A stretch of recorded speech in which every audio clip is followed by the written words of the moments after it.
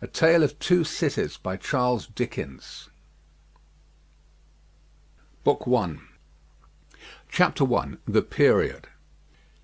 It was the best of times. It was the worst of times. It was the age of wisdom. It was the age of foolishness. It was the epoch of belief. It was the epoch of incredulity. It was the season of light. It was the season of darkness. It was the spring of hope. It was the winter of despair. We had everything before us. We had nothing before us. We were all going direct to heaven. We were all going direct the other way.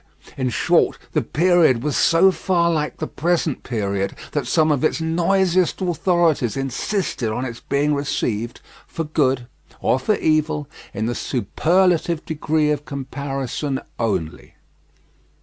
There was a king with a large jaw and a queen with a plain face on the throne of England.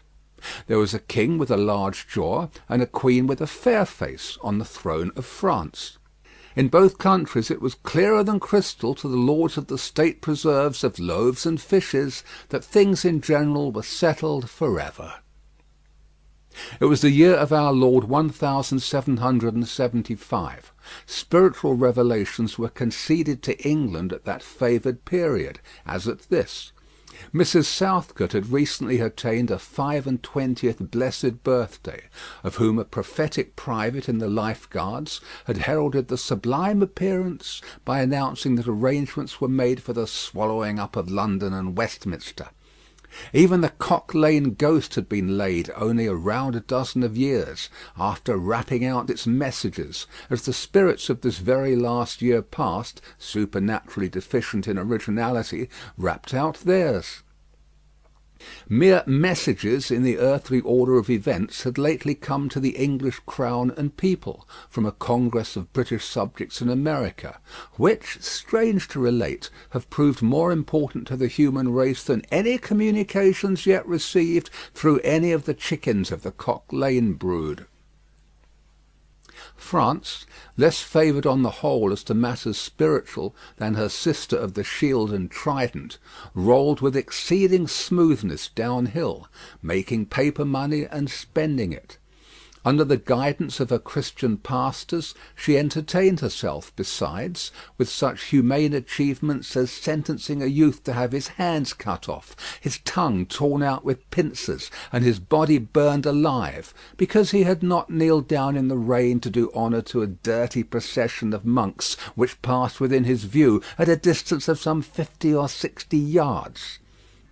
It is likely enough that, rooted in the woods of France and Norway, there were growing trees, when that sufferer was put to death, already marked by the woodman, Fate, to come down and be sawn into boards, to make a certain movable framework with a sack and a knife in it, terrible in history. It is likely enough that in the rough outhouses of some tillers of the heavy lands adjacent to Paris, there were, sheltered from the weather that very day, rude carts, bespattered with rustic mire, snuffed about by pigs, and roosted in by poultry, which the farmer, Death, had already set apart to be his tumbrils of the Revolution. But that woodman and that farmer, though they work unceasingly, work silently, and no one heard them as they went about with muffled tread, the rather, forasmuch as to entertain any suspicion that they were awake was to be atheistical and traitorous. In England there was scarcely an amount of order and protection to justify much national boasting. Daring burglaries by armed men, and highway robberies, took place in the capital itself every night. Families were publicly cautioned not to go out of town without removing their furniture to upholsterers' warehouses for security. The highwayman in the dark was a city tradesman in the light, and being recognised and challenged by his fellow tradesmen, whom he stopped in his character of the captain, gallantly shot him through the head and rode away. The mail was waylaid by 7 robbers, and the guard shot 3 dead, and then got shot dead himself by the other 4, in consequence of the failure of his ammunition, after which the mail was robbed in peace. That magnificent potentate, the Lord Mayor of London, was made to stand and deliver on Turnham Green by one highwayman, who despoiled the illustrious creature in sight of all his retinue. Prisoners in London gaols fought battles with their turnkeys, and the majesty of the law fired blunderbusses in among them, loaded with rounds of shot and ball. Thieves snipped off diamond crosses from the necks of noble lords at court drawing-rooms. Musketeers went into St. Giles's to search for contraband goods, and the mob fired on the musketeers, and the musketeers fired on the mob, and nobody thought any of these occurrences much out of the common way. In the midst of them, the hangman, ever busy and ever worse than useless, was in constant requisition, now stringing up long rows of miscellaneous criminals, now hanging a housebreaker on Saturday who had been taken on Tuesday, now burning people in the hand at Newgate by the dozen, and now burning pamphlets at the door of Westminster Hall. To-day taking the life of an atrocious murderer, and to-morrow of a wretched pilferer who had robbed a farmer's boy of sixpence. All these things, and 1,000 like them, came to pass in and close upon the dear old year 1775. Environed by them, while the woodman and the farmer worked unheeded, those two of the large jaws, and those other two of the plain and the fair faces, trod with stir enough, and carried their divine rights with a high hand. Thus did the year 1775 conduct their greatnesses and myriads of small creatures, the creatures of this chronicle among the rest, along the roads that lay before them. End of Book 1, Chapter 1. Recording by... Chapter 2. The Mail. It was the Dover Road that lay, on a Friday night late in November, before the first of the persons with whom this history has business. The Dover Road lay, as to him, beyond the Dover Mail, as it lumbered up Shooter's Hill. He walked uphill in the mire by the side of the mail, as the rest of the passengers did, not because they had the least relish for walking exercise under the circumstances, but because the hill, and the harness, and the mud, and the mail were all so heavy that the horses had 3 times already come to a stop, besides once drawing the coach across the road with the mutinous intent of taking it back to Blackheath. Reins and whip and coachman and guard, however, in combination, had read that article of war which forbade a purpose otherwise strongly in favour of the argument that some brute animals are endued with reason, and the team had capitulated and returned to their duty. With drooping heads and tremulous tails they mashed their way through the thick mud, floundering and stumbling between whiles as if they were falling to pieces at the larger joints. As often as the driver rested them and brought them to a stand, with a wary "Wo-ho, so-ho, then!" the near leader violently shook his head and everything upon it, like an unusually emphatic horse, denying that the coach could be got up the hill. Whenever the leader made this rattle, the passenger started, as a nervous passenger might, and was disturbed in mind. There was a steaming mist in all the hollows, and it had roamed in its forlornness up the hill, like an evil spirit seeking rest and finding none. A clammy and intensely cold mist, it made its slow way through the air in ripples that visibly followed and overspread one another, as the waves of an unwholesome sea might do. It was dense enough to shut out everything from the light of the coach lamps but these its own workings, and a few yards of road, and the reek of the labouring horses steamed into it, as if they had made it all. 2 other passengers, besides the one, were plodding up the hill by the side of the mail. All 3 were wrapped to the cheekbones and over the ears, and wore jack-boots. Not one of the 3 could have said, from anything he saw, what either of the other 2 was like, and each was hidden under almost as many wrappers from the eyes of the mind as from the eyes of the body of his 2 companions. In those days travellers were very shy of being confidential on a short notice, for anybody on the road might be a robber or in league with robbers. As to the latter, when every posting-house and alehouse could produce somebody in the captain's pay, ranging from the landlord to the lowest stable nondescript, it was the likeliest thing upon the cards. So the guard of the Dover Mail thought to himself, that Friday night in November, 1775, lumbering up Shooter's Hill, as he stood on his own particular perch behind the Mail, beating his feet and keeping an eye and a hand on the arm-chest before him, where a loaded blunderbuss lay at the top of 6 or 8 loaded horse-pistols, deposited on a substratum of cutlass. The Dover Mail was in its usual genial position, that the guards suspected the passengers suspected one another, and the guard, they all suspected everybody else, and the coachman was sure of nothing but the horses, as to which cattle he could with a clear conscience have taken his oath on the 2 testaments that they were not fit for the journey. "Whoa!" said the coachman. "So then, one more pull and you're at the top, and be damned to you, for I have had trouble enough to get you to it. Joe!" "Halloa!" the guard replied. "What o'clock do you make it, Joe?" 10 minutes good past 11. "My blood!" ejaculated the vexed coachman. "And not a top of Shooters yet. Tst! Yah! Get on with you." The emphatic horse, cut short by the whip in a most decided negative, made a decided scramble for it, and the 3 other horses followed suit. Once more the Dover Mail struggled on, with the jack-boots of its passengers squashing along by its side.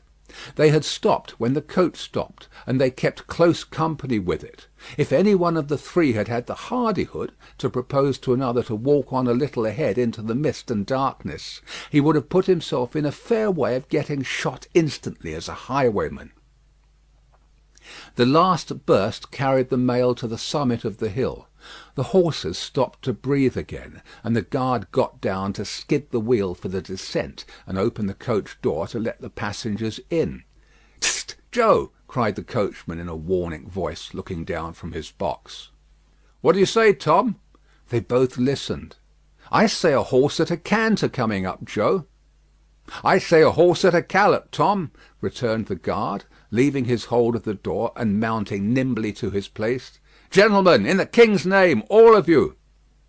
With this hurried adjuration he cocked his blunderbuss and stood on the offensive.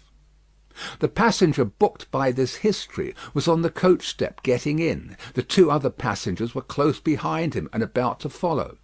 He remained on the step, half in the coach and half out of. They remained in the road below him. They all looked from the coachman to the guard, and from the guard to the coachman, and listened. The coachman looked back, and the guard looked back, and even the emphatic leader pricked up his ears and looked back, without contradicting. The stillness consequent on the cessation of the rumbling and labouring of the coach, added to the stillness of the night, made it very quiet indeed. The panting of the horses communicated a tremulous motion to the coach, as if it were in a state of agitation. The hearts of the passengers beat loud enough perhaps to be heard, but at any rate the quiet pause was audibly expressive of people out of breath, and holding the breath, and having the pulses quickened by expectation.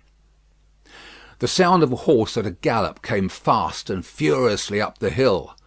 "So-ho!" the guard sang out as loud as he could roar. "You there! Stand! I shall fire!" The pace was suddenly checked, and with much splashing and floundering, a man's voice called from the mist, "Is that the Dover Mail?" "Never you mind what it is," the guard retorted. "What are you?" "Is that the Dover Mail?" "Why do you want to know?" "I want a passenger, if it is." "What passenger?" "Mr. Jarvis Lorry." Our booked passenger showed in a moment that it was his name. The guard, the coachman, and the 2 other passengers eyed him distrustfully. "Keep where you are," the guard called to the voice in the mist. "Because, if I should make a mistake, it could never be set right in your lifetime. Gentleman of the name of Lorry, answer straight." "What is the matter?" asked the passenger, then with mildly quivering speech, "Who wants me? Is it Jerry?" "I don't like Jerry's voice if it is Jerry," growled the guard to himself. "He's hoarser than suits me, is Jerry." "Yes, Mr. Lorry." "What is the matter?" "A dispatch sent after you from over yonder. Tea and Co." "I know this messenger, guard," said Mr. Lorry, getting down into the road, assisted from behind more swiftly than politely by the other two passengers, who immediately scrambled into the coach, shut the door, and pulled up the window. "He may come close. There's nothing wrong." "I hope there ain't, but I can't make so nation tour of that," said the guard in gruff soliloquy. "Hallo, you!" "Well, and hallo, you," said Jerry, more hoarsely than before. "Come on a foot-pace, d'ye mind me? And if you've got holsters to that saddle of yourn, don't let me see your hand go nigh 'em, for I'm a devil at a quick mistake, and when I make one it takes the form of lead. So now let's look at you." The figures of a horse and rider came slowly through the eddying mist, and came to the side of the mail, where the passenger stood. The rider stooped, and casting up his eyes at the guard, handed the passenger a small folded paper. The rider's horse was blown, and both horse and rider were covered with mud, from the hoofs of the horse to the hat of the man. "Guard," said the passenger in a tone of quiet business confidence. The watchful guard, with his right hand at the stock of his raised blunderbuss, his left at the barrel, and his eye on the horseman, answered curtly, "Sir." "There is nothing to apprehend. I belong to Tellson's Bank. You must know Tellson's Bank in London. I am going to Paris on business. A crown to drink. I may read this?" "If so be as you're quick, sir." He opened it in the light of the coach lamp on that side, and read, first to himself and then aloud, "Wait at Dover for Mamselle." "It's not long, you see, guard. Jerry, say that my answer was recalled to life." Jerry started in his saddle. "That's a blazing strange answer too," said he, at his hoarsest. "Take that message back, and they will know that I received this, as well as if I wrote. Make the best of your way. Good night." With those words the passenger opened the coach door and got in, not at all assisted by his fellow passengers, who had expeditiously secreted their watches and purses in their boots, and were now making a general pretence of being asleep, with no more definite purpose than to escape the hazard of originating any other kind of action. The coach lumbered on again, with heavier wreaths of mist closing round it as it began the descent. The guard soon replaced his blunderbuss in his arm-chest, and, having looked to the rest of its contents, and having looked to the supplementary pistols that he wore in his belt, looked to a smaller chest beneath his seat, in which there were a few smith's tools, a couple of torches, and a tinder-box.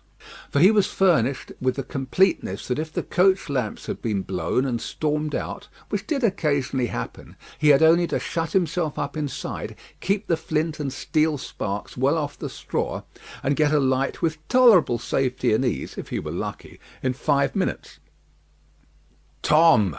softly over the coach roof. "Hello, Joe. Did you hear the message?" "I did, Joe." "What did you make of it, Tom?" "Nothing at all, Joe." "That's a coincidence too," the guard mused, "for I made the same of it myself." Jerry, left alone in the mist and darkness, dismounted meanwhile, not only to ease his spent horse, but to wipe the mud from his face, and shake the wet out of his hat brim, which might be capable of holding about half a gallon. After standing with the bridle over his heavily splashed arm until the wheels of the mail were no longer within hearing, and the night was quite still again, he turned to walk down the hill. "After that there gallop from Temple Bar, old lady, I won't trust your forelegs till I get you on the level," said this hoarse messenger, glancing at his mare. "Recalled to life. That's a blazing strange message. Much of that wouldn't do for you, Jerry. I say, Jerry, you'd be in a blazing bad way if recalling to life was to come into fashion, Jerry." End of Book 1, Chapter 2. Recording by Paul. Chapter 3. The Night Shadows. A wonderful fact to reflect upon, that every human creature is constituted to be that profound secret and mystery to every other. A solemn consideration, when I enter a great city by night, that every one of those darkly clustered houses encloses its own secret, that every room in every one of them encloses its own secret, that every beating heart in the hundreds of thousands of breasts there is, in some of its imaginings, a secret to the heart nearest it. Something of the awfulness even of death itself is referable to this. No more can I turn the leaves of this dear book that I loved, and vainly hope in time to read it all. No more can I look into the depths of this unfathomable water, wherein, as momentary lights glanced into it, I have had glimpses of buried treasure and other things submerged. It was appointed that the book should shut with a spring, for ever and for ever, when I had read but a page. It was appointed that the water should be locked in an eternal frost, when the light was playing on its surface, and I stood in ignorance on the shore. My friend is dead. My neighbour is dead. My love, the darling of my soul, is dead. It is the inexorable consolidation and perpetuation of the secret that was always in that individuality, and which I shall carry in mind to my life's end. In any of the burial places of this city through which I pass, is there a sleeper more inscrutable than its busy inhabitants are, in their innermost personality, to me, or than I am to them? As to this, his natural and not to be alienated inheritance, the messenger on horseback had exactly the same possessions as the king, the first minister of state, or the richest merchant in London. So with the three passengers shut up in the narrow compass of one lumbering old mail coach. They were mysteries to one another, as complete as if each had been in his own coach and six, or his own coach and 60, with the breadth of a country between him and the next. The messenger rode back at an easy trot, stopping pretty often at alehouses by the way to drink, but evincing a tendency to keep his own counsel, and to keep his hat cocked over his eyes. He had eyes that assorted very well with that decoration, being of a surface black, with no depth in the colour or form, and much too near together, as if they were afraid of being found out in something, singly if they kept too far apart. They had a sinister expression under an old cocked hat like a three-cornered spittoon, and over a great muffler for the chin and throat, which descended nearly to the wearer's knees. When he stopped for drink, he moved this muffler with his left hand, only while he poured his liquor in with his right. As soon as that was done, he muffled again. "No, Jerry, no," said the messenger, harping on one theme as he rode. "It wouldn't do for you, Jerry. Jerry, you honest tradesman, it wouldn't suit your line of business. Recalled, bust me if I don't think he'd been a-drinking." His message perplexed his mind to that degree that he was fain, several times, to take off his hat to scratch his head. Except on the crown, which was raggedly bald, he had stiff black hair, standing jaggedly all over it, and growing downhill almost to his broad, blunt nose. It was so like Smith's work, so much more like the top of a strongly spiked wall than a head of hair, that the best of players at leap-frog might have declined him as the most dangerous man in the world to go over. While he trotted back with the message he was to deliver to the night watchman in his box at the door of Tellson's Bank, by Temple Bar, who was to deliver it to greater authorities within, the shadows of the night took such shapes to him as arose out of the message, and took such shapes to the mare as arose out of her private topics of uneasiness. They seemed to be numerous, for she shied at every shadow on the road. What time the mail coach lumbered, jolted, rattled, and bumped upon its tedious way, with its three fellow inscrutables inside, to whom likewise the shadows of the night revealed themselves, in the forms their dozing eyes and wandering thoughts suggested. Tellson's Bank had a run upon it in the mail. As the bank passenger, with an arm drawn through the leathern strap, which did what lay in it to keep him from pounding against the next passenger and driving him into his corner whenever the coach got a special jolt, nodded in his place, with half-shut eyes, the little coach windows, and the coach lamp dimly gleaming through them, and the bulky bundle of opposite passenger, became the bank, and did a great stroke of business. The rattle of the harness was the chink of money, and more drafts were honoured in 5 minutes than even Tellson's, with all its foreign and home connection, ever paid in thrice the time. Then the strong rooms underground, at Tellson's, with such of their valuable stores and secrets as were known to the passenger, and it was not a little that he knew about them, opened before him, and he went in among them with the great keys and the feebly burning candle, and found them safe, and strong, and sound, and still, just as he had last seen them. But though the bank was almost always with him, and though the coach, in a confused way like the presence of pain under an opiate, was always with him, there was another current of impression that never ceased to run all through the night. He was on his way to dig someone out of a grave. Now, which of the multitude of faces that showed themselves before him was the true face of the buried person, the shadows of the night did not indicate.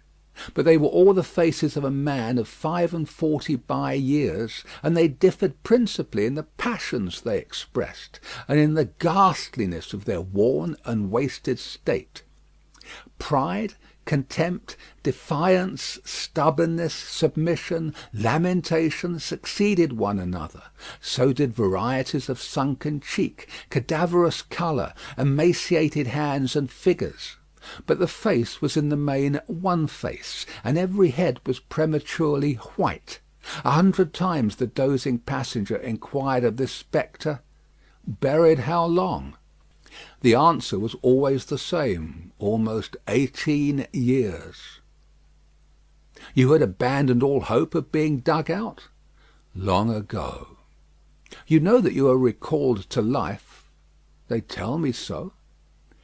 I hope you care to live? I can't say. Shall I show her to you? Will you come and see her? The answers to this question were various and contradictory. Sometimes the broken reply was, "Wait, it will kill me if I saw her too soon." Sometimes it was given in a tender rain of tears, and then it was, "Take me to her." Sometimes it was staring and bewildered, and then it was, "I don't know her. I don't understand." After such imaginary discourse, the passenger in his fancy would dig, and dig, dig, now with a spade, now with a great key, now with his hands, to dig this wretched creature out. Got out at last, with earth hanging about his face and hair, he would suddenly fan away to dust. The passenger would then start to himself, and lower the window to get the reality of mist and rain on his cheek. Yet even when his eyes were opened on the mist and rain, on the moving patch of light from the lamps, and the hedge at the roadside retreating by jerks, the night shadows outside the coach would fall into the train of the night shadows within. The real banking house by Temple Bar, the real business of the past day, the real strong rooms, the real express sent after him, and the real message returned, would all be there. Out of the midst of them the ghostly face would rise, and he would accost it again. "Buried how long?" "Almost 18 years." "I hope you care to live?" "I can't say." Dig, dig, dig, until an impatient movement from one of the two passengers would admonish him to pull up the window, draw his arm securely through the leathern strap, and speculate upon the two slumbering forms, until his mind lost its hold of them, and they again slid away into the bank and the grave. "Buried how long?" "Almost 18 years." "You had abandoned all hope of being dug out?" "Long ago." The words were still in his hearing as just spoken, distinctly in his hearing as ever spoken words had been in his life, when the weary passenger started to the consciousness of daylight, and found that the shadows of the night were gone. He lowered the window and looked out at the rising sun. There was a ridge of ploughed land, with a plough upon it where it had been left last night when the horses were unyoked. Beyond, a quiet coppice wood, in which many leaves of burning red and golden yellow still remained upon the trees. Though the earth was cold and wet, the sky was clear, and the sun rose bright, placid, and beautiful. 18 years, said the passenger, looking at the sun. Gracious Creator of day, to be buried alive for 18 years. End of Book 1, Chapter 3. Chapter 4. The Preparation. When the mail got successfully to Dover, in the course of the forenoon, the head drawer at the Royal George Hotel opened the coach door as his custom was.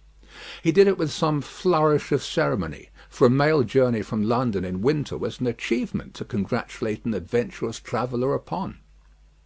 By that time there was only one adventurous traveller left to be congratulated, for the two others had been set down at their respective roadside destinations. The mildewy inside of the coach, with its damp and dirty straw, its disagreeable smell, and its obscurity, was rather like a larger dog kennel.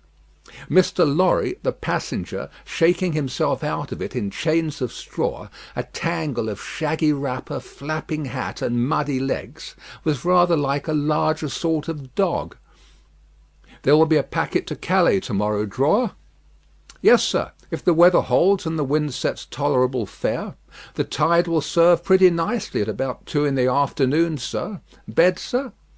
"I shall not go to bed till to-night, but I want a bedroom and a barber." "And then breakfast, sir?" "Yes, sir. That way, sir, if you please. Show Concord. Gentleman's valise and hot water to Concord. Pull off gentleman's boots in Concord. You will find a fine sea-coal fire, sir. Fetch barber to Concord. Stir about there now for Concord." The Concord bedchamber being always assigned to a passenger by the mail, and passengers by the mail being always heavily wrapped up from head to foot, the room had the odd interest for the establishment of the Royal George, that although but one kind of man was seen to go into it, all kinds and varieties of men came out of it. Consequently, another drawer, and 2 porters, and several maids, and the landlady, were all loitering by accident at various points of the road between the Concord and the coffee-room, when a gentleman of 60, formally dressed in a brown suit of clothes, pretty well worn but very well kept, with large square cuffs and large flaps to the pockets, passed along on his way to his breakfast. The coffee-room had no other occupant that forenoon than the gentleman in brown. His breakfast table was drawn before the fire, and as he sat, with its light shining on him, waiting for the meal, he sat so still that he might have been sitting for his portrait. Very orderly and methodical he looked, with a hand on each knee, and a loud watch ticking a sonorous sermon under his flapped waistcoat, as though it pitted its gravity and longevity against the levity and evanescence of the brisk fire. He had a good leg, and was a little vain of it, for his brown stockings fitted sleek and close, and were of a fine texture. His shoes and buckles too, though plain, were trim. He wore an odd little sleek crisp flaxen wig, setting very close to his head, which wig, it is to be presumed, was made of hair, but which looked far more as though it were spun from filaments of silk or glass. His linen, though not of a fineness in accordance with his stockings, were as white as the tops of the waves that broke upon the neighbouring beach, or the specks of sail that glinted in the sunlight far at sea. A face habitually suppressed and quieted was still lighted up under the quaint wig by a pair of moist bright eyes that it must have cost their owner, in years gone by, some pains to drill to the composed and reserved expression of Tellson's Bank. He had a healthy colour in his cheeks, and his face, though lined, bore few traces of anxiety. But perhaps the confidential bachelor clerks in Tellson's Bank were principally occupied with the cares of other people, and perhaps second-hand cares, like second-hand clothes, come easily off and on. Completing his resemblance to a man who was sitting for his portrait, Mr. Lorry dropped off to sleep. The arrival of his breakfast roused him, and he said to the drawer, as he moved his chair to it, "I wish accommodation prepared for a young lady who may come here at any time to-day. She may ask for Mr. Jarvis Lorry, or she may only ask for a gentleman from Tellson's Bank. Please to let me know." "Yes, sir. Tellson's Bank in London, sir?" "Yes. Yes, sir. We have oftentimes the honour to entertain your gentlemen in their travelling backwards and forwards betwixt London and Paris, sir. A vast deal of travelling, sir, in Tellson and Company's house." "Yes, we are quite a French house as well as an English one." "Yes, sir. Not much in the habit of such travelling yourself, I think, sir?" "Not of late years. It is 15 years since I came last from France." "Indeed, sir. That was before my time here, sir. Before our people's time here, sir. The George was in other hands at that time, sir." "I believe so. But I would hold a pretty wager, sir, that a house like Tellson and Company was flourishing a matter of 50, not to speak of 15 years ago." "You might treble that, and say 150, yet not be far from the truth." "Indeed, sir." Rounding his mouth and both his eyes as he stepped backward from the table, the waiter shifted his napkin from his right arm to his left, dropped into a comfortable attitude, and stood surveying the guest while he ate and drank, as from an observatory or watch-tower, according to the immemorial usage of waiters in all ages. When Mr. Lorry had finished his breakfast, he went out for a stroll on the beach. The little narrow crooked town of Dover hid itself away from the beach, and ran its head into the chalk cliffs like a marine ostrich. The beach was a desert of heaps of sea and stones tumbling wildly about, and the sea did what it liked, and what it liked was destruction. It thundered at the town, and thundered at the cliffs, and brought the coast down madly. The air among the houses was of so strong a piscatory flavour that one might have supposed sick fish went up to be dipped in it, as sick people went down to be dipped in the sea.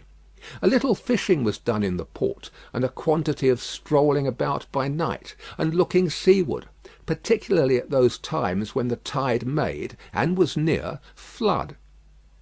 Small tradesmen, who did no business whatever, sometimes unaccountably realised large fortunes, and it was remarkable that nobody in the neighbourhood could endure a lamplighter. As the day declined into the afternoon, and the air, which had been at intervals clear enough to allow the French coast to be seen, became again charged with mist and vapour, Mr. Lorry's thoughts seemed to cloud too. When it was dark, and he sat before the coffee-room fire, awaiting his dinner as he had awaited his breakfast, his mind was busily digging in the live red coals. A bottle of good claret after dinner does a digger in the red coals no harm, otherwise than as it has a tendency to throw him out of work. Mr. Lorry had been idle a long time, and had just poured out his last glassful of wine with as complete an appearance of satisfaction as is ever to be found in an elderly gentleman of a fresh complexion who has got to the end of a bottle, when a rattling of wheels came up the narrow street and rumbled into the inn-yard. He set down his glass untouched. "This is Mademoiselle," said he. In a very few minutes the waiter came in to announce that Miss Manette had arrived from London, and would be happy to see the gentleman from Tellson's. So soon? Miss Manette had taken some refreshment on the road, and required none then, and was extremely anxious to see the gentleman from Tellson's immediately, if it suited his pleasure and convenience. The gentleman from Tellson's had nothing left for it but to empty his glass with an air of stolid desperation, settle his odd little flaxen wig at the ears, and follow the waiter to Miss Manette's apartment. It was a large dark room, furnished in a funereal manner with black horsehair, and loaded with heavy dark tables. These had been oiled and oiled, until the two tall candles on the table in the middle of the room were gloomily reflected on every leaf, as if they were buried in deep graves of black mahogany, and no light to speak of could be expected from them until they were dug out.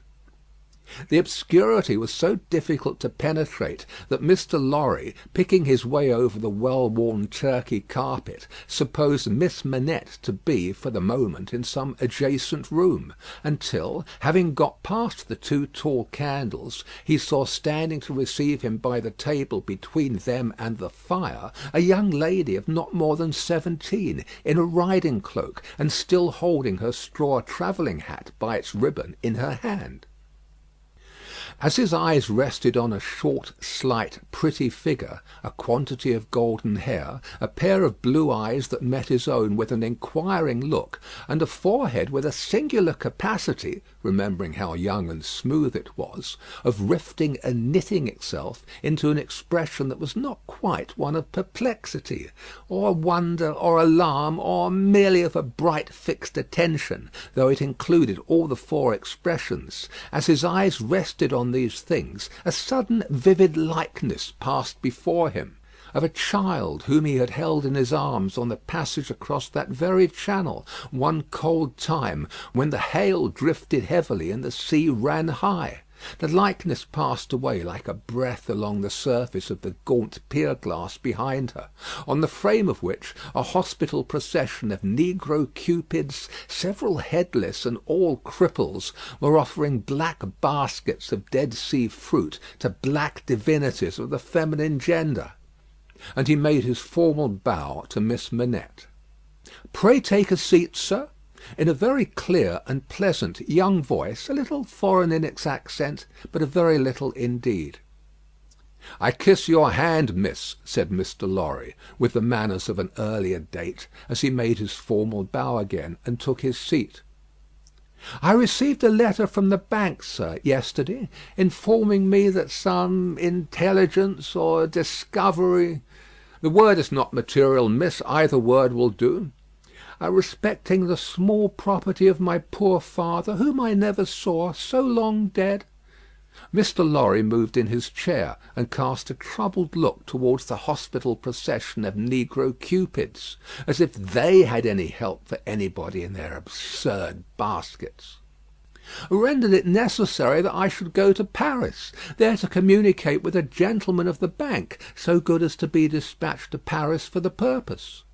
"Myself." "As I was prepared to hear, sir." She curtsied to him young ladies made curtsies in those days with a pretty desire to convey to him that she felt how much older and wiser he was than she. He made her another bow. "I replied to the bank, sir, that as it was considered necessary by those who know, and who are so kind as to advise me, that I should go to France, and that as I am an orphan, and have no friend who could go with me, I should esteem it highly if I might be permitted to place myself, during the journey, under that worthy gentleman's protection. The gentleman had left London, but I think a messenger was sent after him to beg the favour of his waiting for me here." "I was happy," said Mr. Lorry, "to be entrusted with the charge. I shall be more than happy to execute it." "Sir, I thank you indeed. I thank you very gratefully. It was told to me by the bank that the gentleman would explain to me the details of the business, and that I must prepare myself to find them of a surprising nature. I have done my best to prepare myself, and I naturally have a strong and eager interest to know what they are."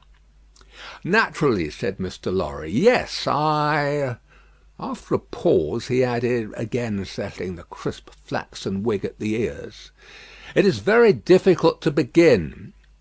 He did not begin, but in his indecision met her glance.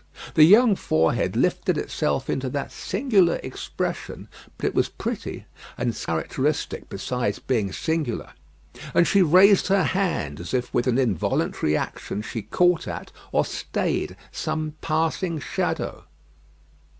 "Are you quite a stranger to me, sir?" "Am I not?" Mr. Lorry opened his hands and extended them outwards with an argumentative smile. Between the eyebrows and just over the little feminine nose, the line of which was as delicate and fine as it was possible to be, the expression deepened itself as she took her seat thoughtfully in the chair by which she had hitherto remained standing. He watched her as she mused, and the moment she raised her eyes again, went on: "In your adopted country, I presume, I cannot do better than address you as a young English lady, Miss Manette." "If you please, sir." "Miss Manette, I am a man of business. I have a business charge to acquit myself of. In your reception of it, don't heed me any more than if I was a speaking machine. Truly, I am not much else. I will, with your leave, relate to you, miss, the story of one of our customers." "Story?" He seemed wilfully to mistake the word she had repeated, when he added in a hurry, "Yes, customers. In the banking business we usually call our connection our customers. He was a French gentleman, a scientific gentleman, a man of great acquirements, a doctor." "Not of Beauvais?" "Why, yes, of Beauvais. Like Monsieur Manette, your father, the gentleman was of Beauvais. Like Monsieur Manette, your father, the gentleman was of repute in Paris. I had the honour of knowing him there. Our relations were business relations, but confidential. I was at that time in our French house, and had been, 20 years." "At that time, I may ask, at what time, sir?" "I speak, miss, of 20 years ago. He married an English lady, and I was one of the trustees. His affairs, like the affairs of many other French gentlemen and French families, were entirely in Tellson's hands. In a similar way I am, or I have been, trustee of one kind or another for scores of our customers. These are mere business relations, miss. There is no friendship in them, no particular interest, nothing like sentiment. I have passed from one to another in the course of my business life, just as I passed from one of our customers to another in the course of my business day. In short, I have no feelings. I am a mere machine. To go on. But this is my father's story, sir, and I begin to think—" The curiously roughened forehead was very intent upon him. "That when I was left an orphan through my mother's surviving my father only 2 years, it was you who brought me to England. I'm almost sure it was you." Mr. Lorry took the hesitating little hand that confidingly advanced to take his, and he put it with some ceremony to his lips. He then conducted the young lady straightway to her chair again, and, holding the chair back with his left hand, and using his right by turns to rub his chin, pull his wig at the ears, or point what he said, stood looking down into her face, while she sat looking up into his. "Miss Manette, it was I.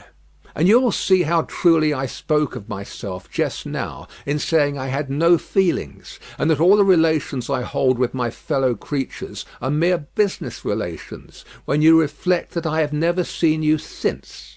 No, you have been the ward of Tellson's house since, and I have been busy with the other business of Tellson's house since. Feelings! I have no time for them, no chance of them. I pass my whole life, miss, in turning an immense pecuniary mangle." After this odd description of his daily routine of employment, Mr. Lorry flattened his flaxen wig upon his head with both hands, which was most unnecessary, for nothing could be flatter than its shining surface was before, and resumed his former attitude. "So far, miss, as you have remarked, this is the story of your regretted father. Now comes the difference. If your father had not died when he did, don't be frightened. How you start!" She did indeed start, and she caught his wrist with both her hands.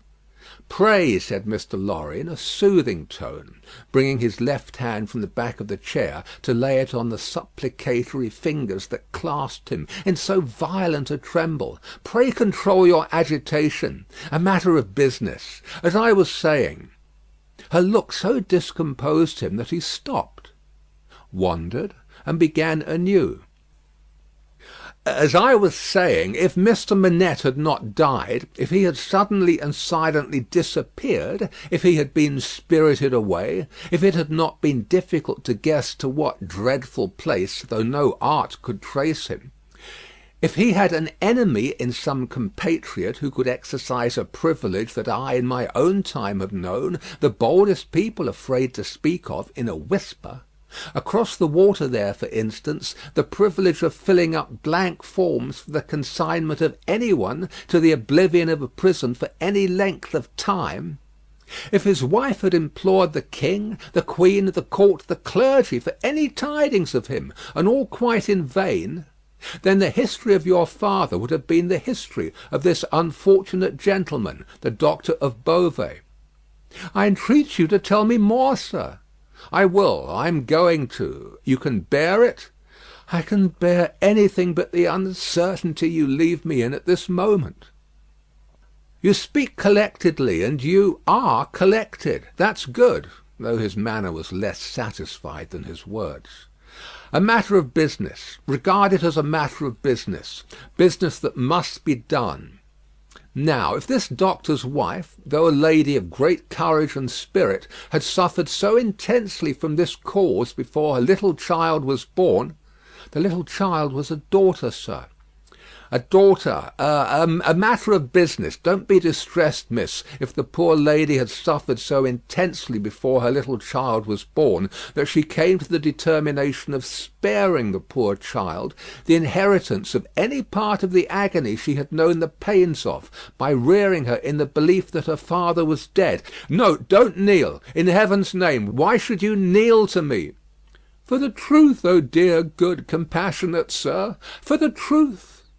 A matter of business. You confuse me, and how can I transact business if I am confused? Let us be clear-headed. If you could kindly mention now, for instance, what 9 times 9pence are, or how many shillings in 20 guineas, it would be so encouraging. I should be so much more at my ease about your state of mind."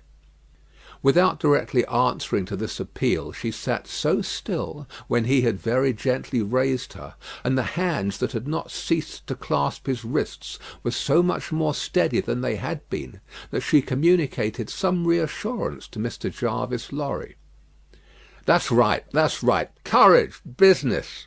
You have business before you, useful business.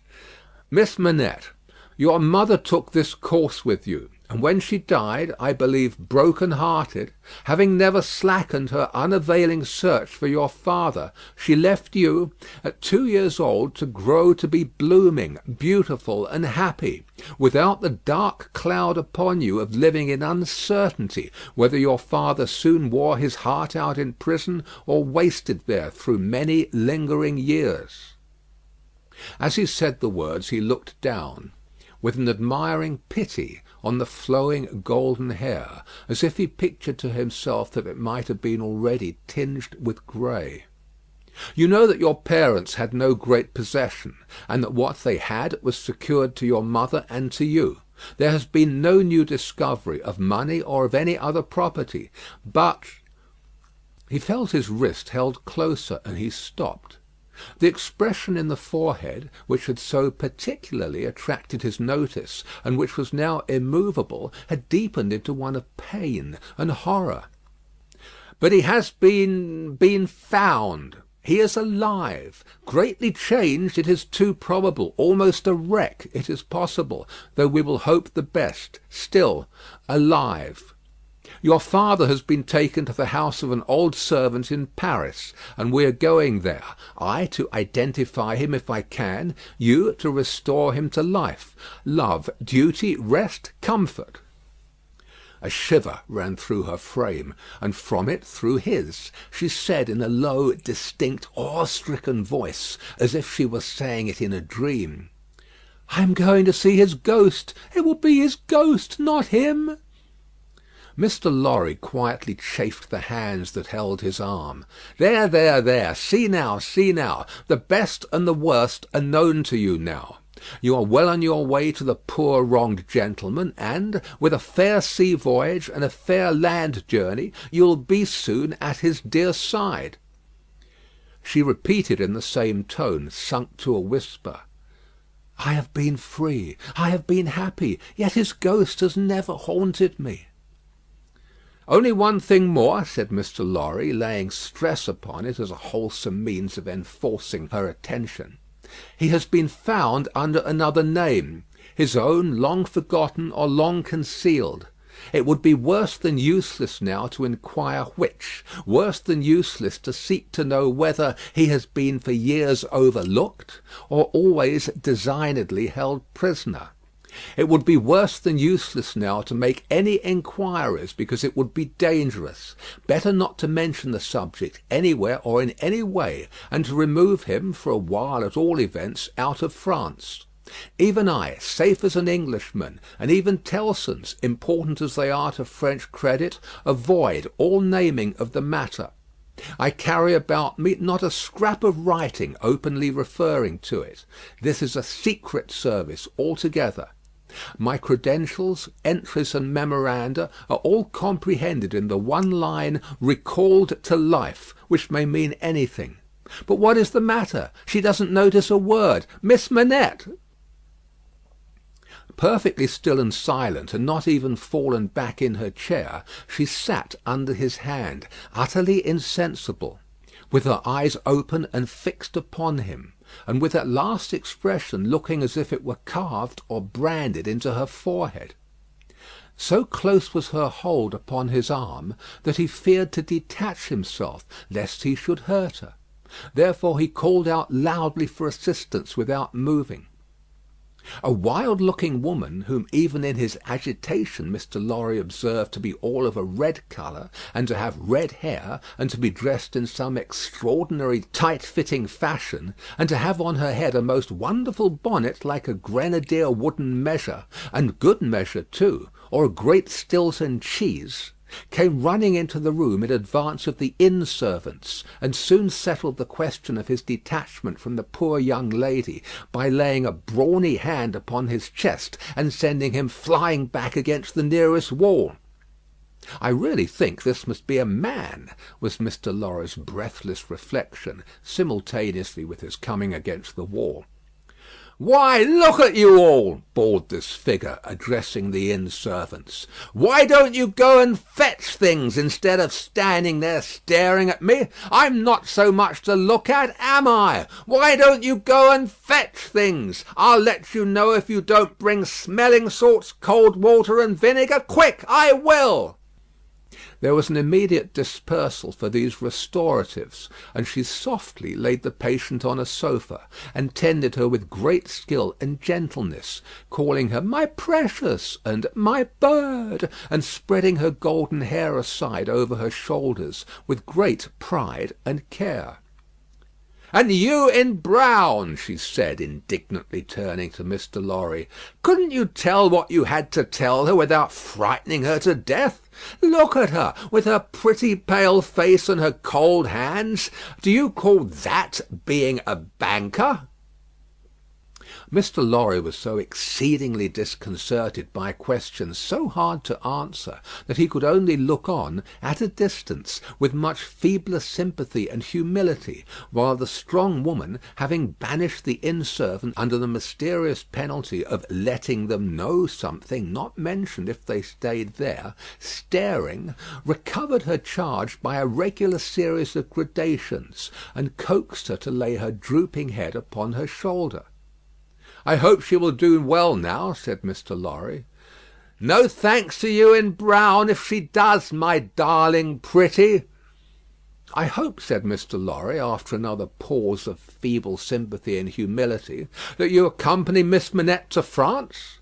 "A likely thing too," replied the strong woman. "If it was ever intended that I should go across salt water, do you suppose Providence would have cast my lot in an island?" This being another question hard to answer, Mr. Jarvis Lorry withdrew to consider it. End of Book 1, Chapter 4. Chapter 5. The Wine Shop. A large cask of wine had been dropped and broken in the street.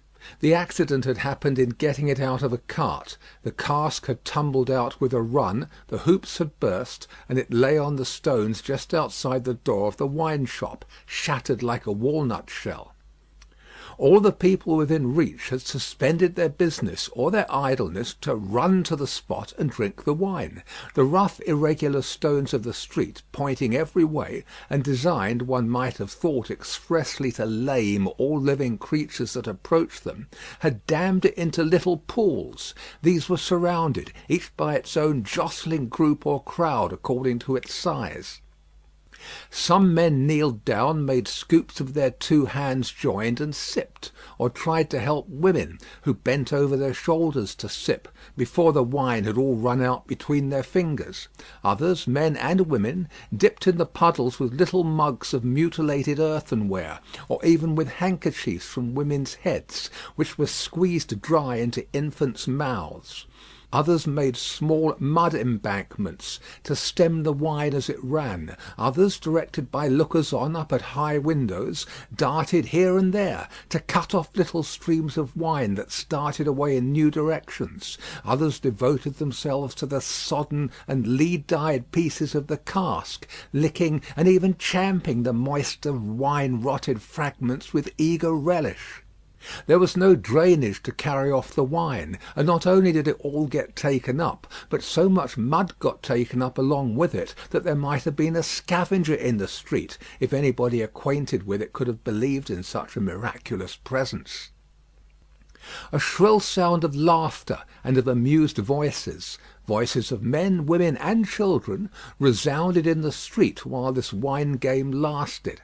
There was little roughness in the sport, and much playfulness. There was a special companionship in it, an observable inclination on the part of every one to join some other one, which led, especially among the luckier or lighter-hearted, to frolicsome embraces, drinking of healths, shaking of hands, and even joining of hands and dancing, a dozen together. When the wine was gone, and the places where it had been most abundant were raked into a gridiron pattern by fingers, these demonstrations ceased as suddenly as they had broken out. The man who had left his saw sticking in the firewood he was cutting set it in motion again. The woman who had left on a doorstep the little pot of hot ashes at which she had been trying to soften the pain in her own starved fingers and toes, or in those of her child, returned to it. Men with bare arms, matted locks, and cadaverous faces, who had emerged into the winter light from cellars, moved away to descend again, and a gloom gathered on the scene that appeared more natural to it than sunshine. The wine was red wine, and had stained the ground of the narrow street in the suburb of Saint-Antoine, in Paris, where it was spilled. It had stained many hands too, and many faces, and many naked feet, and many wooden shoes. The hands of the man who sawed the wood left red marks on the billets, and the forehead of the woman who nursed the baby was stained with the stain of the old rag she wound around her head again. Those who had been greedy with the staves of the cask had acquired a tigerish smear about the mouth, and one tall joker, so besmirched, his head more out of the long squalid bag of a nightcap than in it, scrawled upon a wall with his finger dipped in muddy wine lees, "Blood." The time was to come when that wine too would be spilled on the street stones, and when the stain of it would be read upon many there. And now that the cloud settled on Saint-Antoine, which a momentary gleam had driven from his sacred countenance, the darkness of it was heavy. Cold, dirt, sickness, ignorance, and want were the lords in waiting on the saintly presence, nobles of great power, all of them, but most especially the last. samples of a people that had undergone a terrible grinding and regrinding in the mill, and certainly not in the fabulous mill which ground old people young, shivered at every corner, passed in and out at every doorway, looked from every window, fluttered in every vestige of a garment that the wind shook. The mill which had worked them down was the mill that grinds young people old. The children had ancient faces and grave voices, and upon them, and upon the grown faces, and ploughed into every furrow of age and coming up afresh, was the sigh hunger. It was prevalent everywhere. Hunger was pushed out of the tall houses in the wretched clothing that hung upon poles and lines. Hunger was patched into them with straw and rag and wood and paper. Hunger was repeated in every fragment of the small modicum of firewood that the man sawed off. Hunger stared down from the smokeless chimneys, and started up from the filthy street that had no offal among its refuse of anything to eat. Hunger was the inscription on the baker's shelves, written into every small loaf of his scanty stock of bad bread. At the sausage shop, in every dead dog preparation that was offered for sale. Hunger rattled its dry bones among the roasting chestnuts in the turned cylinder. Hunger was shred into atomics in every farthing porringer of husky chips of potato, fried with some reluctant drops of oil. Its abiding place was in all things fitted to it. A narrow winding street, full of offence and stench, with other narrow winding streets diverging, all peopled by rags and nightcaps, and all smelling of rags and nightcaps, and all visible things with a brooding look upon them that looked ill. In the hunted air of the people there was yet some wild beast thought of the possibility of turning at bay. Depressed and slinking though they were, eyes of fire were not wanting among them, nor compressed lips, white with what they suppressed, nor foreheads knitted into the likeness of the gallows rope they mused about enduring or inflicting. The trade signs, and they were almost as many as the shops, were all grim illustrations of want. The butcher and the porkman painted up only the leanest scrags of meat, the baker the coarsest of meagre loaves. The people rudely pictured as drinking in the wine shops croaked over their scanty measures of thin wine and beer, and were gloweringly confidential together. Nothing was represented in a flourishing condition, save tools and weapons. But the cutler's knives and axes were sharp and bright, the smith's hammers were heavy, and the gunmaker's stock was murderous. The crippling stones of the pavement, with their many little reservoirs of mud and water, had no footways, but broke off abruptly at the doors. The kennel, to make amends, ran down the middle of the street, when it ran at all, which was only after heavy rains, and then it ran by many eccentric fits into the houses. Across the streets, at wide intervals, one clumsy lamp was slung by a rope and pulley. At night, when the lamp lighter had let these down, and lighted and hoisted them again, a feeble grove of dim wicks swung in a sickly manner overhead, as if they were at sea. Indeed, they were at sea, and the ship and crew were in peril of tempest. For the time was to come when the gaunt scarecrows of that region should have watched the lamplighter, in their idleness and hunger, so long as to conceive the idea of improving on his method, and hauling up men by those ropes and pulleys to flare upon the darkness of their condition. But the time was not come yet, and every wind that blew over France shook the rags of the scarecrows in vain, for the birds, fine of song and feather, took no warning. The wine shop was a corner shop, better than most others in its appearance and degree, and the master of the wine shop had stood outside it, in a yellow waistcoat and green breeches, looking on at the struggle for the lost wine. "It's not my affair," said he, with a final shrug of the shoulders. "The people from the market did it. Let them bring another."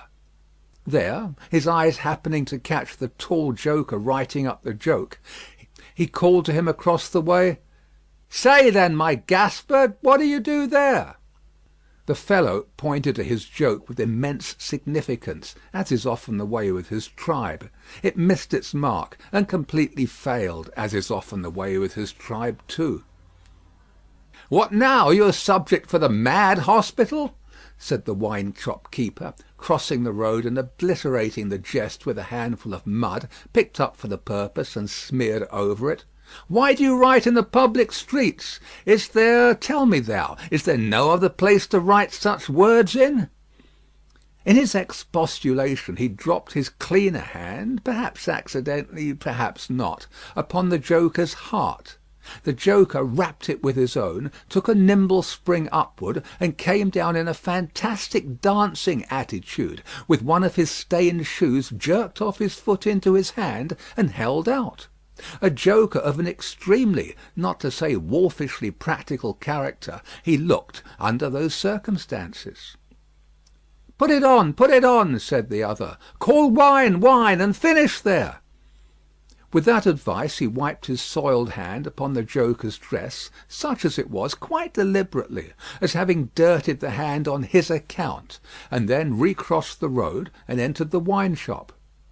The wine shop keeper was a bull-necked, martial-looking man of 30, and he should have been of a hot temperament, for, although it was a bitter day, he wore no coat, but carried one slung over his shoulder. His shirt sleeves were rolled up too, and his brown arms were bare to the elbows. Neither did he wear anything more on his head than his own crisply curling short dark hair.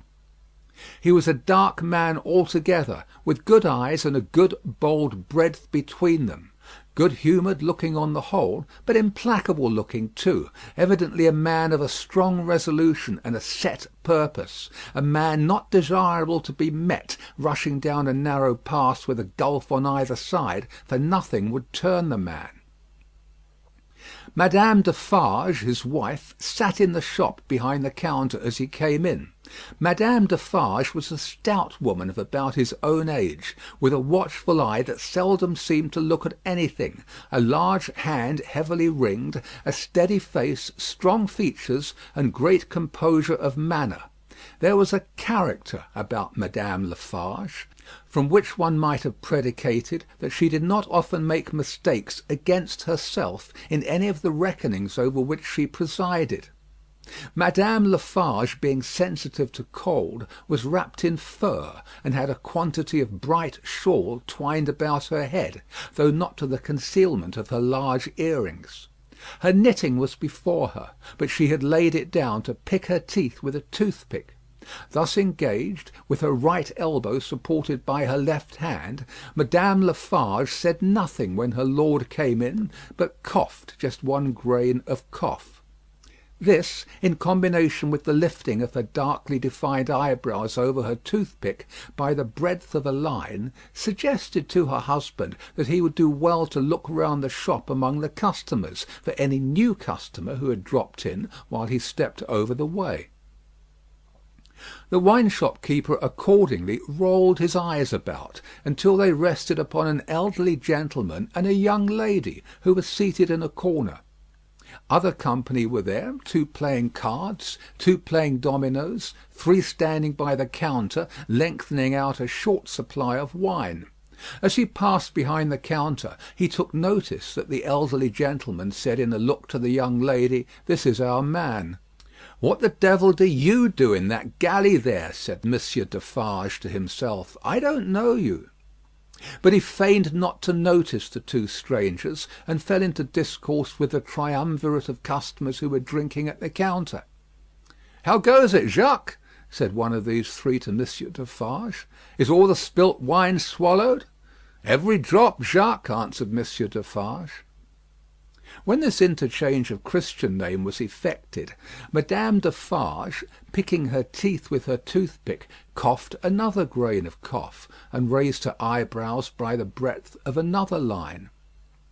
"It is not often," said the second of the three, addressing Monsieur Defarge, "that many of these miserable beasts know the taste of wine, or of anything but black bread and death.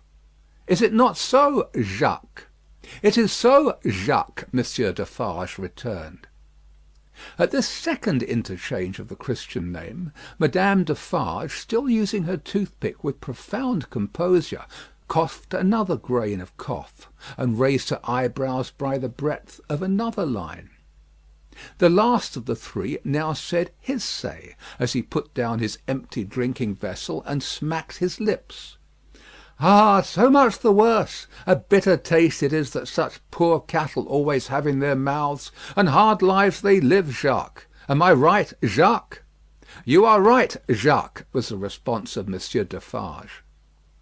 This third interchange of the Christian name was completed at the moment when Madame Lafarge put her toothpick by, kept her eyebrows up, and slightly rustled in her seat.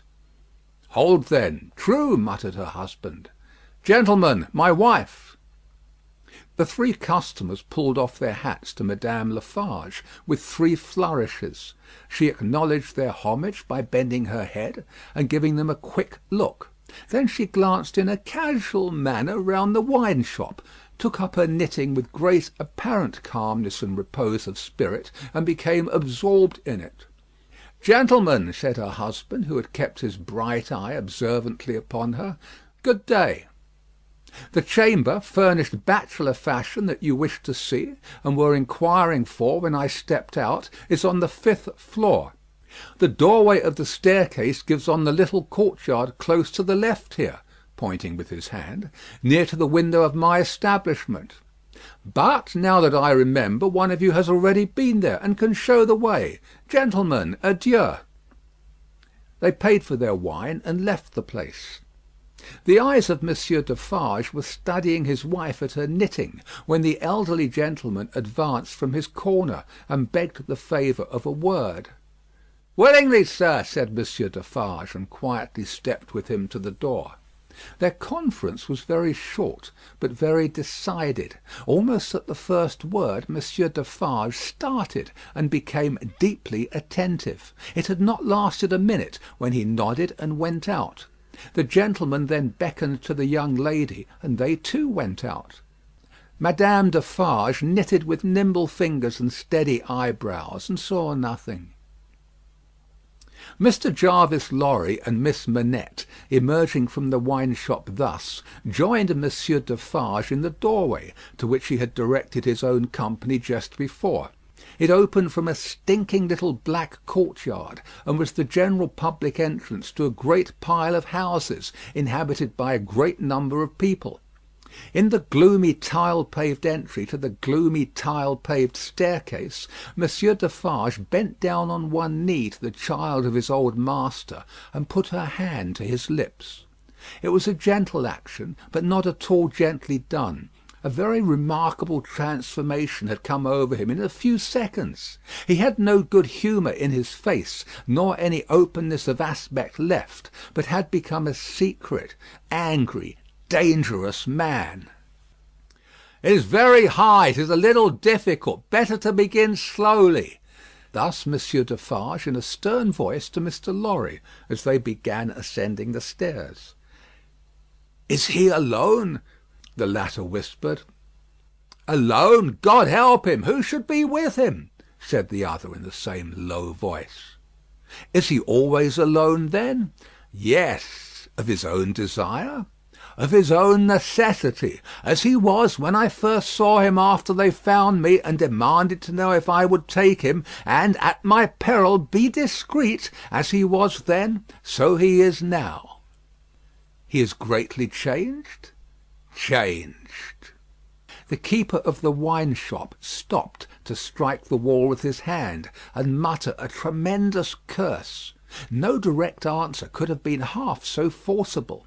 Mr. Lorry's spirits grew heavier and heavier as he and his two companions ascended higher and higher. Such a staircase with its accessories in the older and more crowded parts of Paris would be bad enough now, but at that time it was vile indeed to unaccustomed and unhardened senses. Every little habitation within the great foul nest of one high building, that is to say, the room or rooms within every door that opened on the general staircase, left its own heap of refuse on its own landing, besides flinging other refuse from its own windows. The uncontrollable and hopeless mass of decomposition so engendered would have polluted the air, even if poverty and deprivation had not loaded it with their intangible impurities. The two bad sources combined made it almost insupportable. Through such an atmosphere, by a steep dark shaft of dirt and poison, the way lay. Yielding to his own disturbance of mind, and to his young companion's agitation, which became greater every instant, Mr. Jarvis Lorry twice stopped to rest. Each of these stoppages was made at a doleful grating, by which any languishing good airs that were left uncorrupted seemed to escape, and all spoilt and sickly vapours seemed to crawl in. Through the rusted bars, tastes rather than glimpses were caught of the jumbled neighbourhood, and nothing within range, nearer or lower than the summits of the two great towers of Notre Dame, had any promise on it of healthy life or wholesome aspirations. At last the top of the staircase was gained, and they stopped for the third time. There was yet an upper staircase, of a steeper inclination and of contracted dimensions, to be ascended before the garret story was reached. The keeper of the wine shop, always going a little in advance, and always going on the side which Mr. Lorry took, as though he dreaded to be asked any question by the young lady, turned himself about here, and carefully feeling in the pockets of the coat he carried over his shoulder, took out a key. "The door is locked, then, my friend?" said Mr. Lorry, surprised. "Ah, yes," was the grim reply of Monsieur Defarge. "You think it necessary to keep the unfortunate gentleman so retired?" "I think it necessary to turn the key." Monsieur Defarge whispered it closer in his ear, and frowned heavily. "Why?" "Why? Because he has lived so long locked up that he would be frightened, rave, tear himself to pieces, die, come to I know not what harm, if his door was left open." "Is it possible?" exclaimed Mr. Lorry. "It is possible," repeated Defarge bitterly. "Yes, and a beautiful world we live in, when it is possible, and when many other such things are possible, and not only possible, but done. Done, see you, under that sky there, every day. Long live the devil! Let us go on." This dialogue had been held in so very low a whisper that not a word of it had reached the young lady's ears; but by this time she trembled under such strong emotion, and her face expressed such deep anxiety, and above all such dread and terror, that Mr. Lorry felt it incumbent on him to speak a word or two of reassurance. "Courage, dear miss, courage. Business. The worst will be over in a moment. It is but passing the room door, and the worst is over. Then all the good you bring to him, all the relief, all the happiness you bring to him, begin. Let our good friend here assist you on that side. That's well, friend Defarge. Come now, business, business." They went up slowly and softly. The staircase was short, and they were soon at the top. There, as it had an abrupt turn in it, they came all at once in sight of three men, whose heads were bent down close together at the side of a door, and who were intently looking into the room to which the door belonged, through some chinks or holes in the wall. On hearing footsteps close at hand, these three turned, and rose, and showed themselves to be the three of one name who had been drinking in the wine shop. "I forgot them in the surprise of your visit," explained Monsieur Defarge. "Leave us, good boys. We have business here." The three glided by and went silently down. There appearing to be no other door on that floor, and the keeper of the wine shop going straight to this one when they were left alone, Mr. Lorry asked him in a whisper, with a little anger, "Do you make a show of Monsieur Manette?" "I show him in the way you have seen to a chosen few." "Is that well?" "I think it is well." "Who are the few? How do you choose them?" "I choose them as real men of my name. Jacques is my name, to whom the sight is likely to do good. Enough. You are English. That is another thing. Stay there, if you please, a little moment." With an admonitory gesture to keep him back, he stooped and looked in through the crevice in the wall. Soon raising his head again, he struck twice or thrice upon the door, evidently with no other object than to make a noise there. With the same intention he drew the key across it 3 or 4 times before he put it clumsily into the lock and turned it as heavily as he could.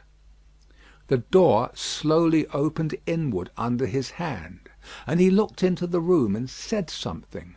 A faint voice answered something. Little more than a single syllable could have been spoken on either side. He looked back over his shoulder and beckoned them to enter. Mr. Lorry got his arm securely round the daughter's waist and held her, for he felt that she was sinking. "Business, business," he urged, with a moisture that was not of business shining on his cheek. "Come in, come in." "I am afraid of it," she answered, shuddering. "Of it? What?" "I mean of him, of my father."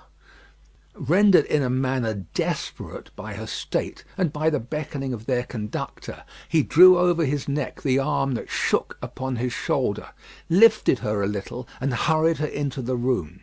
He sat her down just within the door, and held her, clinging to him. Defarge drew out the key, closed the door, locked it on the inside, took out the key again, and held it in his hand. All this he did methodically, and with as loud and harsh an accompaniment of noise as he could make. Finally, he walked across the room with a measured tread to where the window was. He stopped there and faced round. The garret, built to be a depository for firewood and the like, was dim and dark, for the window of dormer shape was in truth a door in the roof, with a little crane over it for the hoisting up of stores from the street, unglazed, and closing up the middle in 2 pieces, like any other door of French construction. To exclude the cold, one half of this door was fast closed, and the other was open but a very little way. Such a scanty portion of light was admitted through these means that it was difficult, on first coming in, to see anything; and long habit alone could have slowly formed in any one the ability to do any work requiring nicety in such obscurity. Yet work of that kind was being done in the garret, for, with his back towards the door, and his face towards the window where the keeper of the wine shop stood looking at him, a white-haired man sat on a low bench, stooping forward, and very busy making shoes. End of Book 1, Chapter 5. Chapter 6. The Shoemaker. "Good day," said Monsieur Defarge, looking down at the white head that bent low over the shoemaking. It was raised for a moment, and a very faint voice responded to the salutation, as if it were at a distance. "Good day." "You are still hard at work, I see." After a long silence the head was lifted for another moment, and a voice replied, "Yes, I am working." This time a pair of haggard eyes had looked at the questioner before the face had dropped again. The faintness of the voice was pitiable and dreadful. It was not the faintness of physical weakness, though confinement and hard fare no doubt had their part in it. Its deplorable peculiarity was that it was the faintness of solitude and disuse. It was like the last feeble echo of a sound made long and long ago.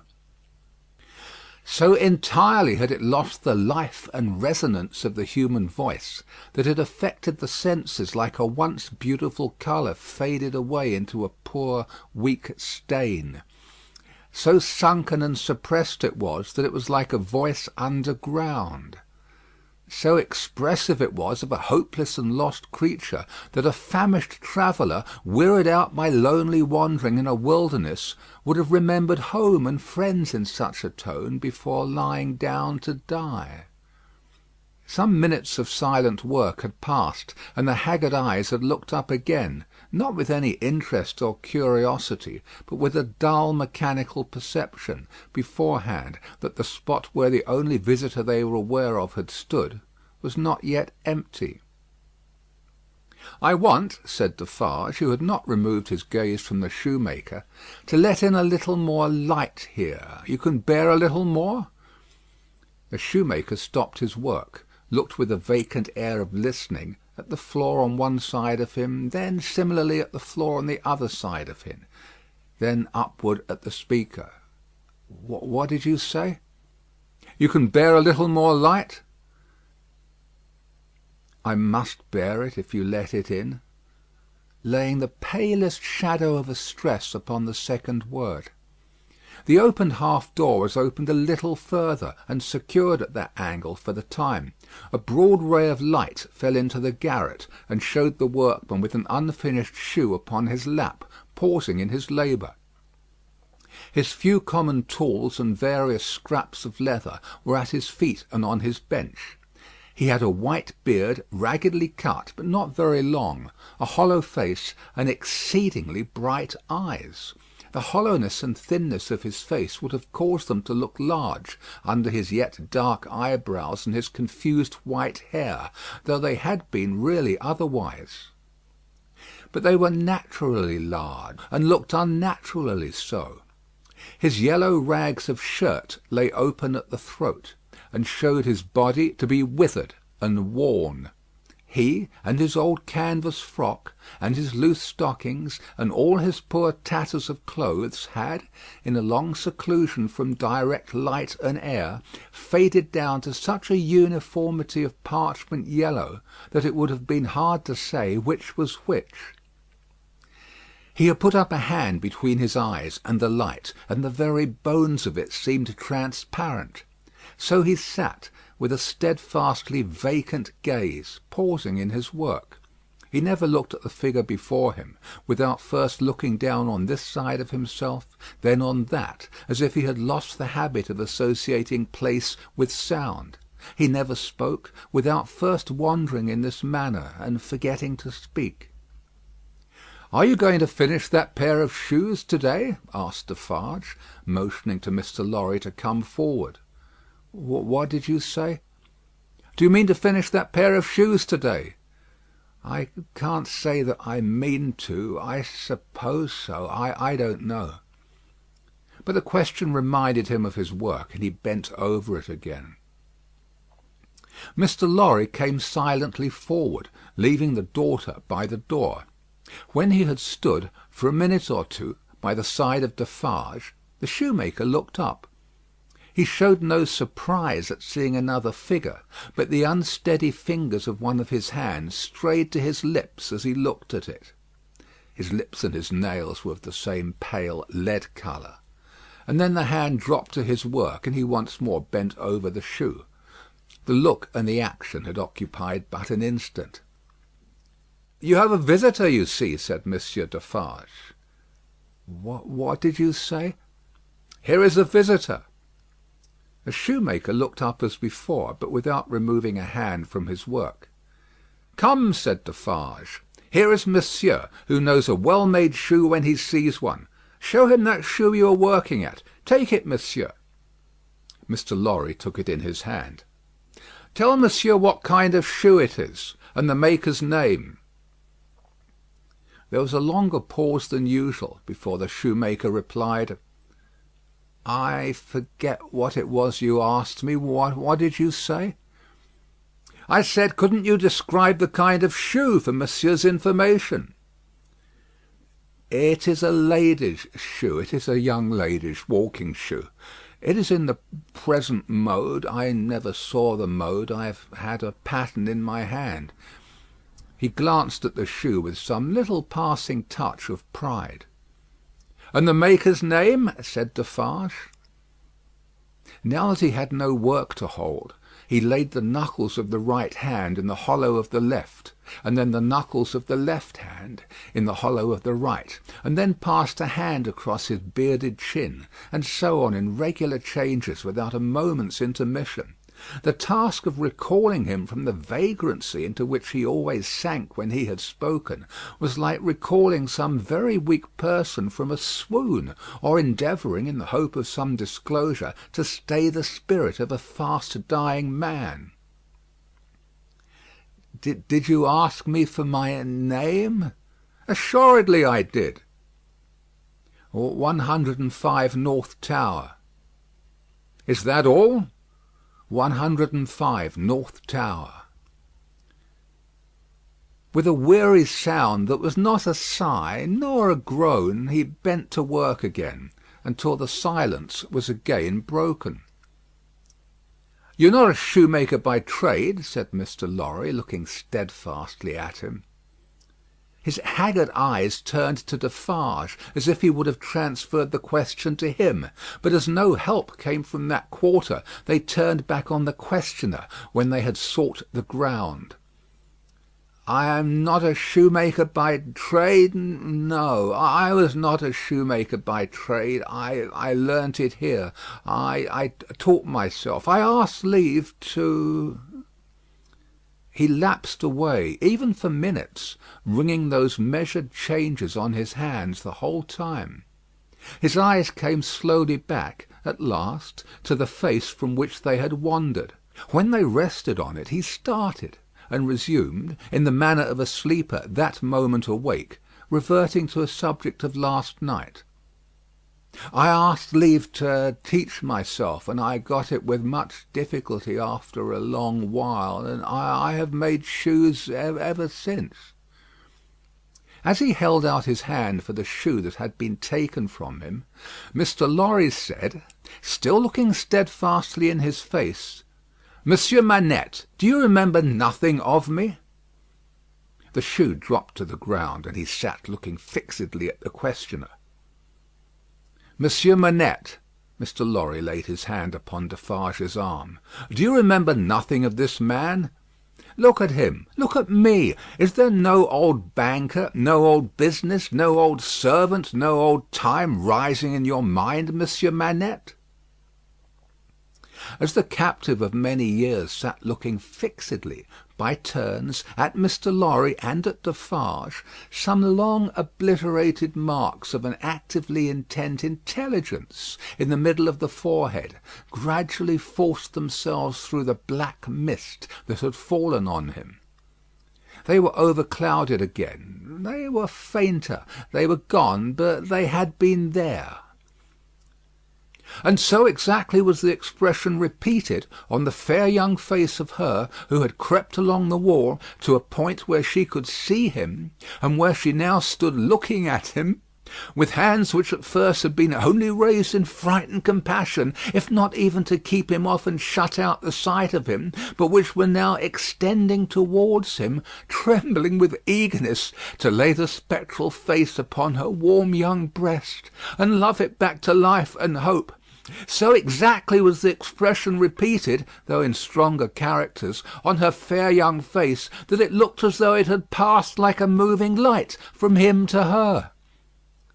Darkness had fallen on him in its place. He looked at the two less and less attentively, and his eyes in gloomy abstraction sought the ground and looked about him in the old way. Finally, with a deep long sigh, he took the shoe up and resumed his work. "Have you recognised him, monsieur?" asked Defarge in a whisper. "Yes, for a moment. At first I thought it quite hopeless, but I have unquestionably seen, for a single moment, the face that I once knew so well. Hush! Let us draw further back. Hush!" She had moved from the wall of the garret very near to the bench on which he sat. There was something awful in his unconsciousness of the figure that could have put out its hand and touched him as he stooped over his labour. Not a word was spoken, not a sound was made. She stood like a spirit beside him, and he bent over his work. It happened at length that he had occasion to change the instrument in his hand for his shoemaker's knife. It lay at that side of him which was not the side on which she stood. He had taken it up and was stooping to work again, when his eyes caught the skirt of her dress. He raised them and saw her face. The two spectators started forward, but she stayed them with a motion of her hand. She had no fear of his striking at her with the knife, though they had. He stared at her with a fearful look, and after a while his lips began to form some words, though no sound proceeded from them. By degrees, in the pauses of his quick and laboured breathing, he was heard to say, "What is this?" With the tears streaming down her face, she put her two hands to her lips and kissed them to him, then clasped them on her breast as if she laid his ruined head there. "You are not the gaoler's daughter?" She sighed. "No." "Who are you?" Not yet trusting the tones of her voice, she sat down on the bench beside him. He recoiled, but she laid her hand upon his arm. A strange thrill struck him when she did so, and visibly passed over his frame. He laid the knife down softly as he sat staring at her. Her golden hair, which she wore in long curls, had been hurriedly pushed aside and fell down over her neck. Advancing his hand by little and little, he took it up and looked at it. In the midst of the action he went astray, and with another deep sigh fell to work at his shoemaking. But not for long. Releasing his arm, she laid her hand upon his shoulder. After looking doubtfully at it 2 or 3 times, as if to be sure that it was really there, he laid down his work, put his hand to his neck, and took off a blackened string with a scrap of folded rag attached to it. He opened this carefully on his knee, and it contained a very little quantity of hair, not more than 1 or 2 long golden hairs, which he had in some old day wound off upon his finger. He took her hair into his hand again, and looked closely at it. "It is the same. How can it be? When was it? How was it?" As the concentrated expression returned to his forehead, he seemed to become conscious that it was in hers too. He turned her full to the light and looked at her. She had laid her head upon my shoulder that night when I was summoned out. She had a fear of my going, though I had none. And when I was brought to the North Tower, they found these upon my sleeve. "You will leave me then? They can never help me to escape in the body, though they may in the spirit." Those were the words I said. I remember them very well. He formed this speech with his lips many times before he could utter it. But when he did find spoken words for it, they came to him coherently, though slowly. How was this? Was it you? Once more the 2 spectators started as he turned upon her with a frightful suddenness. But she sat perfectly still in his grasp, and only said in a low voice, "I entreat you, good gentlemen, do not come near us, do not speak, do not move." "Hark!" he exclaimed. Whose voice was that? His hands released her as he uttered this cry, and went up to his white hair, which they tore in a frenzy. It died out, as everything but his shoemaking did die out of him, and he refolded his little packet, and tried to secure it in his breast. But he still looked at her, and gloomily shook his head. "No, no, no. You are too young, too blooming. It can't be. See what the prisoner is. These are not the hands she knew. This is not the face she knew. This is not a voice she has heard. No, no, she was, and he was, before the slow years of the North Tower, ages ago. What is your name, my gentle angel?"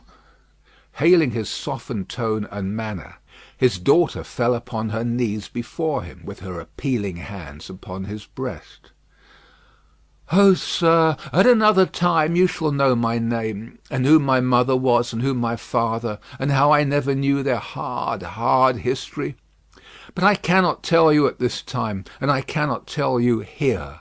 All that I may tell you here and now is, that I pray to you to touch me and to bless me. Kiss me, oh my dear, my dear. His cold white head mingled with her radiant hair, which warmed and lighted it as though it were the light of freedom shining on him.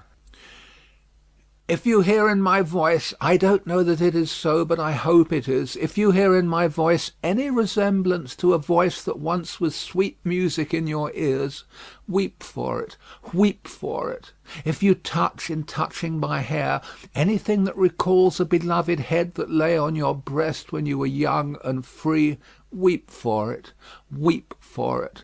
If, when I hint to you of a home that is before us, where I will be true to you with all my duty and with all my faithful service, I bring back the remembrance of a home long desolate, while your poor heart pined away, weep for it, weep for it. She held him close around the neck and rocked him on her breast like a child.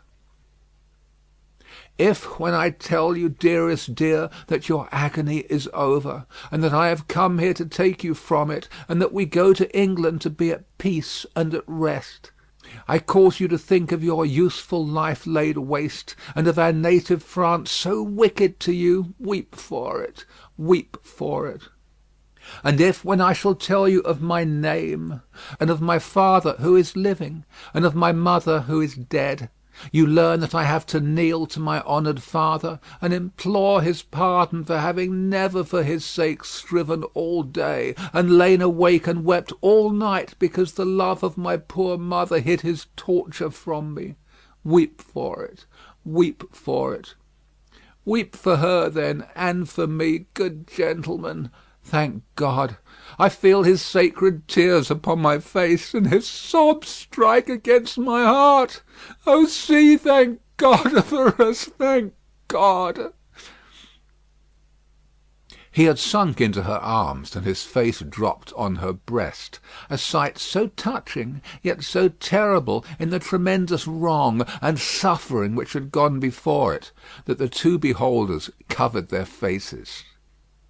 When the quiet of the garret had been long undisturbed, and his heaving breast and shaken form had long yielded to the calm that must follow all storms, emblem to humanity of the rest and silence into which the storm called life must hush at last, they came forward to raise the father and daughter from the ground. He had gradually dropped to the floor, and lay there in a lethargy, worn out. She had nestled down with him, that his head might lie upon her arms, and her hair drooping over him curtained him from the light. If, without disturbing him, she said, raising her hand to Mr. Lorry as he stooped over them, after repeated blowings of his nose, all could be arranged for our leaving Paris at once, so that from the very door he could be taken away.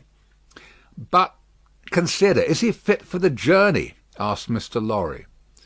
More fit for that, I think, than to remain in this city so dreadful to him. It is true, said Defarge, who was kneeling to look on and hear. More than that, Monsieur Manette is, for all reasons, best out of France. Say, shall I hire a carriage and post horses? That's business, said Mr. Lorry, resuming on the shortest notice his methodical manners, and if business is to be done, I had better do it. Then be so kind, urged Miss Manette, as to leave us here. You see how composed he has become, and you cannot be afraid to leave him with me now. Why should you be? If you will lock the door to secure us from interruption, I do not doubt that you will find him, when you come back, as quiet as you leave him. In any case, I will take care of him until you return, and then we will remove him straight. Both Mr. Lorry and Defarge were rather disinclined to this course, and in favour of one of them remaining. But as there were not only carriage and horses to be seen to, but travelling papers, and as time pressed, for the day was drawing to an end, it came at last to their hastily dividing the business that was necessary to be done, and hurrying away to do it. Then, as the darkness closed in, the daughter laid her head down on the hard ground close at the father's side, and watched him. The darkness deepened and deepened, and they both lay quiet until a light gleamed through the chinks in the wall. Mr. Lorry and Monsieur Defarge had made all ready for the journey, and had brought with them, besides travelling cloaks and wrappers, bread and meat, wine and hot coffee. Monsieur Defarge put this provender, and the lamp he carried, on the shoemaker's bench (there was nothing else in the garret but a pallet bed), and he and Mr. Lorry roused the captive and assisted him to his feet. No human intelligence could have read the mysteries of his mind in the scared blank wonder of his face. Whether he knew what had happened, whether he recollected what they had said to him, whether he knew that he was free, were questions which no sagacity could have solved. They tried speaking to him, but he was so confused and so very slow to answer that they took fright at his bewilderment, and agreed for the time to tamper with him no more. He had a wild, lost manner of occasionally clasping his head in his hands that had not been seen in him before. Yet he had some pleasure in the mere sound of his daughter's voice, and invariably turned to it when she spoke. In the submissive way of one long accustomed to obey under coercion, he ate and drank what they gave him to eat and drink, and put on the cloak and other wrappings that they gave him to wear. He readily responded to his daughter's drawing her arm through his, and took and kept her hand in both his own. They began to descend, Monsieur Defarge going first with the lamp, Mr. Lorry closing the little procession. They had not traversed many steps of the long main staircase when he stopped, and stared at the roof and round at the walls. "You remember the place, my father? You remember coming up here?" What did you say?" But before she could repeat the question, he murmured an answer, as if she had repeated it. "Remember? No, I don't remember. It was so very long ago." That he had no recollection whatever of his having been brought from his prison to that house was apparent to them. They heard him mutter 105 North Tower, and when he looked about him, it evidently was for the strong fortress walls which had long encompassed him. On their reaching the courtyard, he instinctively altered his tread, as being in expectation of a drawbridge. And when there was no drawbridge, and he saw the carriage waiting in the open street, he dropped his daughter's hand and clasped his head again. No crowd was about the door. No people were discernible at any of the many windows. Not even a chance passer-by was in the street. An unnatural silence and desertion reigned there. Only one soul was to be seen, and that was Madame Defarge, who leaned against the door-post, knitting, and saw nothing. The prisoner had got into a coach, and his daughter had followed him, when Mr. Lorry's feet were arrested on the step by his asking, miserably, for his shoemaking tools and the unfinished shoes. Madame Defarge immediately called to her husband that she would get them, and went, knitting, out of the lamplight through the courtyard. She quickly brought them down and handed them in, and immediately afterwards leaned against the door-post, knitting, and saw nothing. Defarge got upon the box and gave the word, "To the barrier!" The postilion cracked his whip, and they clattered away under the feeble overswinging lamps. Under the overswinging lamps, swinging ever brighter in the better streets, and ever dimmer in the worse, and by lighted shops, gay crowds, illuminated coffee-houses, and theatre doors to one of the city gates. Soldiers with lanterns at the guard-house there. "Your papers, travellers!" "See here, then, monsieur the officer," said Defarge, getting down and taking him gravely apart. "These are the papers of monsieur inside, with the white head. They were consigned to me with him at the—" He dropped his voice. There was a flutter among the military lanterns, and one of them being handed into the coach by an arm in uniform. The eyes connected with the arm looked, not an everyday or an every night look, at Monsieur with the white head. "It is well. Forward!" from the uniform.